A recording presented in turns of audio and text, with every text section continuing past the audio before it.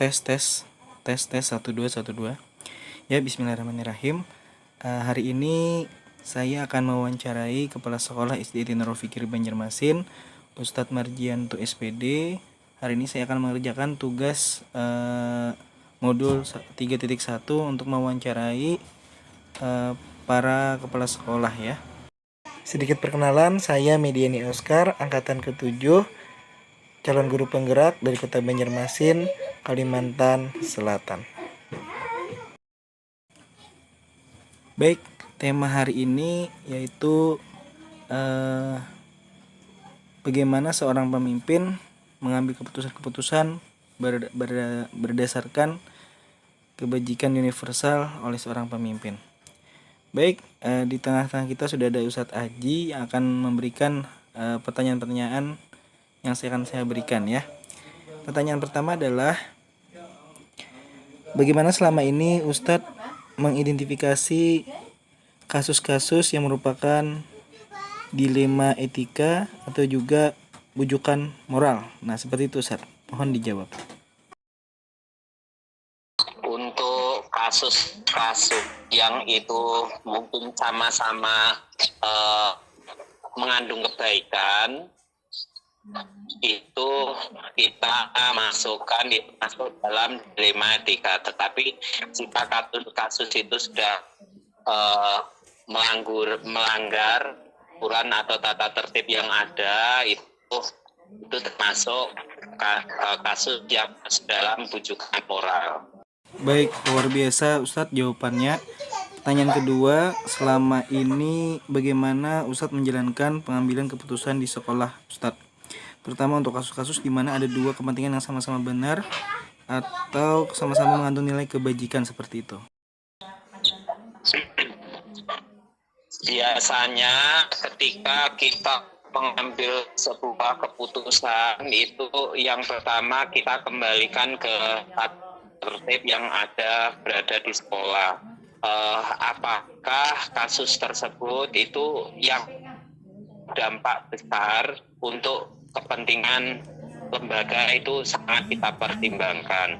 Kemudian yang kedua, jika dua kasus itu kasus yang salah satunya bisa kita minimalisir atau kita carikan solusi, maka itu yang kita carikan solusi sehingga dua kasus itu nanti akan sama-sama dapat dijalankan. Kan ini tadi yang dilema etika ya. Jadi yang dilema etika kasus yang sama-sama benar tadi. Jadi bukan kasus yang menyalahi aturan atau itu, tetapi itu kita lihat tadi kemanfaatan untuk lembaga seperti itu. Baik, luar biasa Ustadz jawabannya. Nah, kemudian bagaimana langkah-langkah atau prosedur seperti apa yang biasa Ustadz lakukan selama ini dalam mengambil keputusan yang Ustadz putuskan gitu ya? Biasanya langkah-langkah prosedur itu ketika kasus itu bisa kita selesaikan di manajemen SD, maka kasus itu akan kita selesaikan di manajemen SD. Tetapi jika kasus itu nanti berhubungan dengan lembaga atau yayasan, maka kita akan mengangkat di rapat yayasan seperti itu. Tetapi jika kasus itu harus segera kita selesaikan, maka kita lihat dulu apakah kasus itu bisa saya putuskan sendiri atau tidak. Jadi kita melihat kasusnya itu sendiri. Baik, terima kasih Ustadz atas jawabannya. Kemudian hal-hal apa saja yang selama ini Ustadz anggap efektif dalam pengambilan keputusan pada kasus-kasus dilema etika? Seperti itu Ustadz.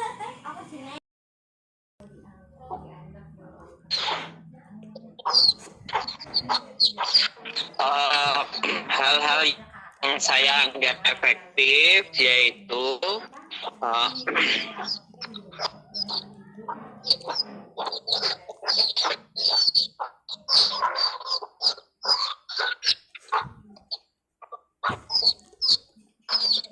kasus itu kita biasanya kita kembali ke tata tertib yang ada ya.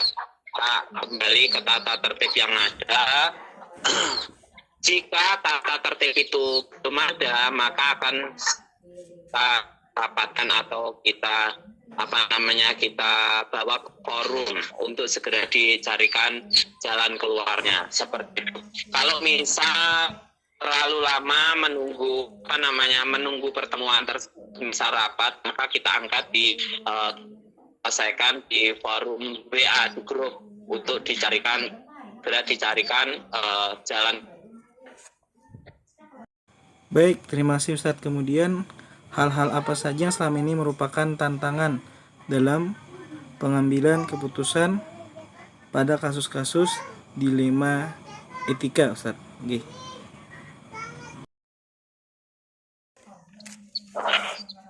Karena kita ini hubungannya sangat baik, sangat erat dengan guru, dan dua kepentingan tersebut itu sama-sama sama-sama baik.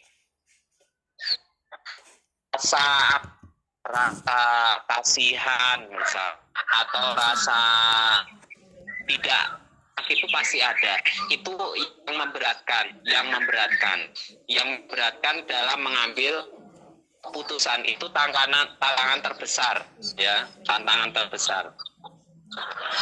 Tapi memang ya kita lihat lagi menyelesaikannya, kita lihat lagi itu tadi, kita lihat yang kalau kita sekolah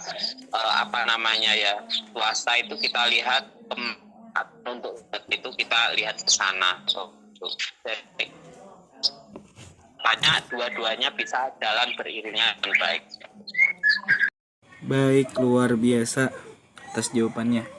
Nah, kemudian ada pertanyaan berikutnya. Apakah Ustadz memiliki sebuah tata kelola atau jadwal tertentu dalam sebuah penyelesaian kasus dilema etika? Apakah Ustadz langsung menyelesaikan di tempat atau memiliki sebuah jadwal untuk menyelesaikannya? Bentuk atau prosedur seperti apa yang Ustadz jalankan selama ini, Ustadz? Nggih. Kita akan membawa jika itu masih ada waktu ya untuk membahas, maka kita akan bawa ke forum rapat. Tetapi jika kasus itu memang itu perlu diputuskan secara rapat dan itu terlalu lama untuk dibawa ke forum rapat, maka kita akan segera bahas di forum WA. Ketika keputusan itu setelah itu perlu keputusan segera dan hubungannya dengan mungkin lembaga, maka bisa diselesaikan oleh sekolah sendiri, maka itu akan segera saya selesai tempat saat itu juga, seperti itu. Baik, luar biasa infonya. Kemudian, adakah seseorang atau faktor-faktor apa yang selama ini mempermudah atau membantu Ustadz dalam pengambilan keputusan dalam kasus-kasus dilema etika seperti itu? Okay. Kalau lingkupnya unit itu ada manajemen, kita selalu membahas kasus tersebut di manajemen unit eksekutif. Tapi itu kalau lingkupnya memang berhubungan dengan yang lebih luas lagi, kita akan membawa ke forum SIT ya, manajemen SIT. Nah, siapa saja yang seorang atau faktor-faktor ini yang bermudah, yaitu seluruh anggota disebut. Misal di manajemen, maka seluruh anggota manajemen. Kemudian ketika di SIT, maka di manajemen SIT, seperti itu. Jadi semua itu sangat sangat mempermudah dalam mengambil keputusan dalam kasus dilema etika. Baik, terima kasih Ustadz atas jawabannya. Dan terakhir, dari semua hal yang telah disampaikan, pembelajaran apa yang dapat Ustadz petik dari pengalaman Ustadz mengambil keputusan yang mengandung dilema etika, Ustadz? Oke. Mohon bisa dijelaskan kembali, Ustadz. Ya.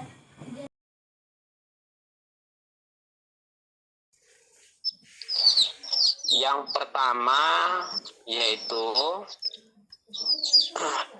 seorang pemimpin itu harus berani memutuskan, ya. Ini kunci dari keberlangsungan sebuah lembaga. Jadi harus berani memutuskan. Kalau itu memang benar dan maka harus diputuskan. Kalau itu memang kurang baik, maka berani memutuskan. Agar apa?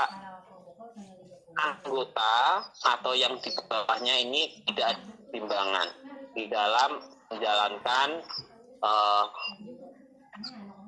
menjalankan roda dari sebuah lembaga tersebut. Jadi seorang pemimpin sekali lagi itu harus berani memutuskan. Tidak boleh ada keputusan abu-abu.